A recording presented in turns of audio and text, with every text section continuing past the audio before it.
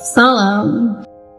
Kenapa di dalam Al-Quran dibahas ketika manusia membuat hukum semisal dengan Al-Quran dan akhirnya di situ dinyatakan, saya pikir ketika manusia membuat hukum selain hukum yang ada di dalam Al-Quran dan akhirnya menjadikan acuan hidup untuk hidup manusia, ketika hidup manusia itu adalah bentuk keingkaran yang dilakukan oleh manusia terhadap Allah, terhadap hukum-hukum Allah nyatanya.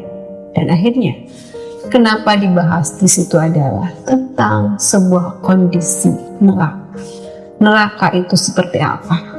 Menurut saya, neraka adalah sebuah kondisi ketidaknyamanan hidup yang dirasakan oleh manusia ketika tidak merasa nyaman, tidak merasa tenang, hidupnya selalu gelisah, gundah gulana ketika hidup di dunia, tidak pasrah kepada Allah, tidak mensyukuri nikmat Allah, dan akhirnya hidup di dunia begitu resah dan gelisah, begitu tidak tahu dari apa yang harus dilakukan, akan bagaimana atau harus bagaimana.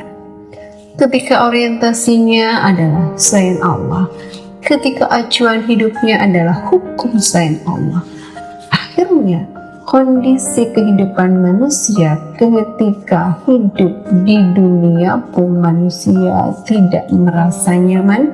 Dan akhirnya apalagi ketika kita misalkan dihubungkan dengan kehidupan setelah kehidupan di dunia, ketika manusia yakin bahwasanya setelah kehidupan di dunia adalah ada kehidupan akhirat, yaitu kehidupan berakhirnya ketika manusia, dan akhirnya manusia mempertanggungjawabkan dari apa yang harus dilakukan ketika balasannya itu adalah nerakanya Allah.